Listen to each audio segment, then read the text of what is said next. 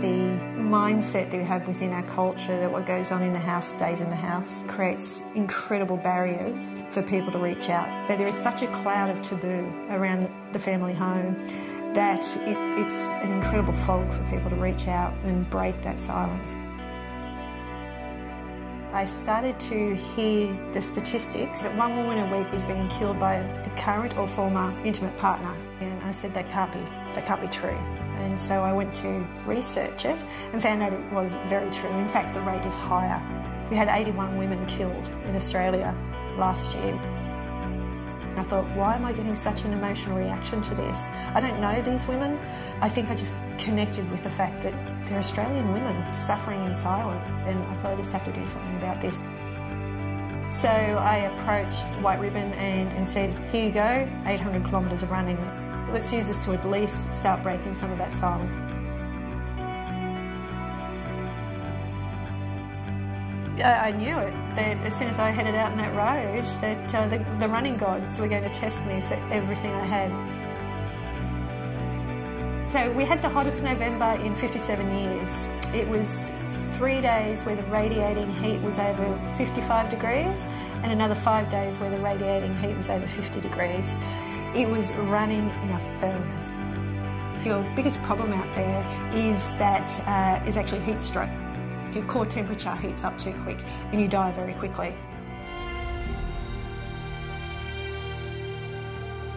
There was times when I felt what we were doing is futile. We had 2 women killed while we were out on the road. It is such an entrenched problem that how some bird going for a run going to make any difference to that?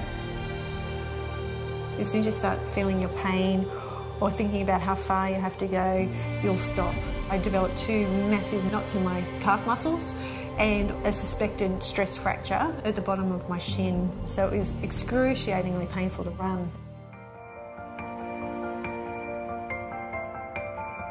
I was getting quite a few disclosures as I was running along. So women were sending me messages as to what was happening for them or what had happened.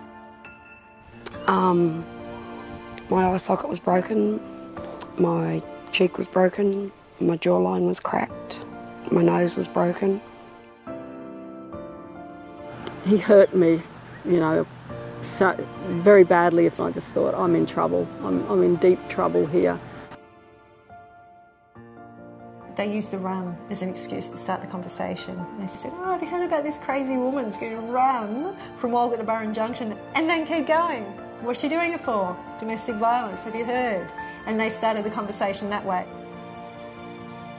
I was reading through the messages and then I saw this message from a lady who had left her violent partner and he had broken her back and she'd spent a lot of time in hospital. Her desire was to run and she was following the journey.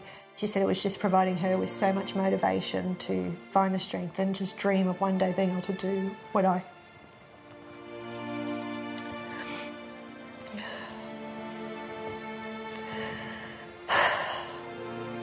If she can't do it for herself, I'm going to do it for her.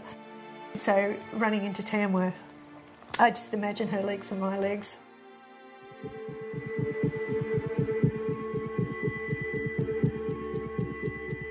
Ultra running, it strips away the barriers. It's interesting, over the time of the run, you get to see it in people's eyes. You can find the victims looking in a crowd.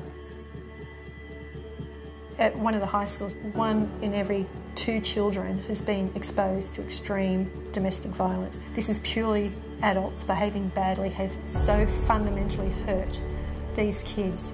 And that's sort of when the shutters lifted on what we were seeing.